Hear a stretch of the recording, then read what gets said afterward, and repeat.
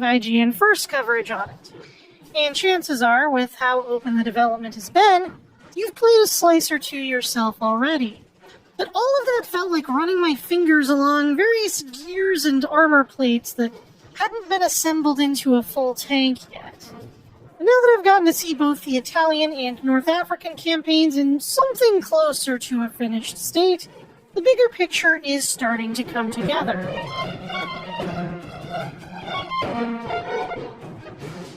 Dear Maggie, it's been a while, I know. Sorry, I've never been as good with words as you. What was missing from all the earlier builds I checked out, more than anything, was a sense of cohesion and storytelling. Both campaigns are now introduced with the sort of personal narrative framing this series is known for. You're thrust into a moment in time and get a sense of the various characters, from individual grunts all the way up to the top brass, as more than just a face on a menu. I was glad to be away from the heat. Not so glad to be wandering around the Mediterranean hoping the German subs wouldn't find us. I feel like I understand what kind of people the Allied commanders, the hot-headed American Buckram and his rival, the stoic Brit Norton, are meant to be and how they play off each other. All of this framing puts me in the mindset of the time period, adding much-needed context to the trials ahead. Well, I guess it's nearly time to leave, so I'd better go find somewhere to sit. Try to write more, if I can. Love always, Joe.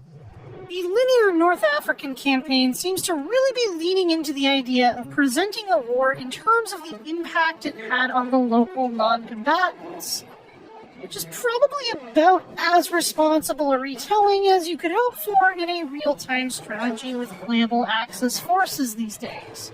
I can't show any of the cutscenes that set this up since they were still being worked on, but I was impressed with the level of nuance and spotlighting of an aspect of World War II most games like this would gloss over. It doesn't boil the conflict down to black and white either. The indigenous narrator points out how British bombing raids against German positions near her village were far from the herald of their liberation. They simply represented further destruction.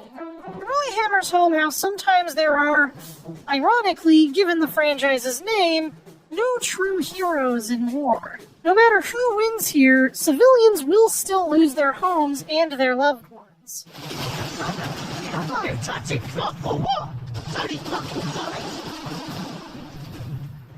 The dynamic Italian campaign has also seen significant tweaks, even since I last got to play it a couple months ago.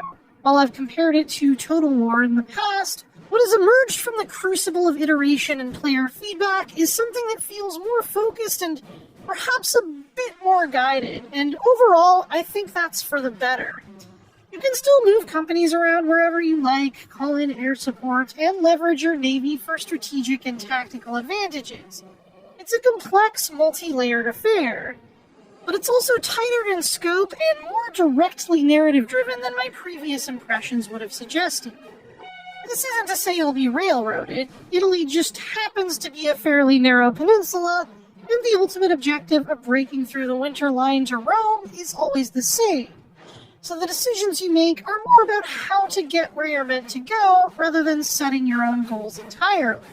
Optional missions are plentiful, earning little bonuses here and there, and you'll face regular decisions that require you to prioritize the approach of one of your commanders over the others.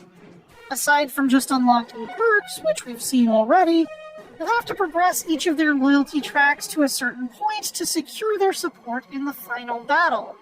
I didn't actually get to see how this scenario plays out with or without the help of each specific character, though. On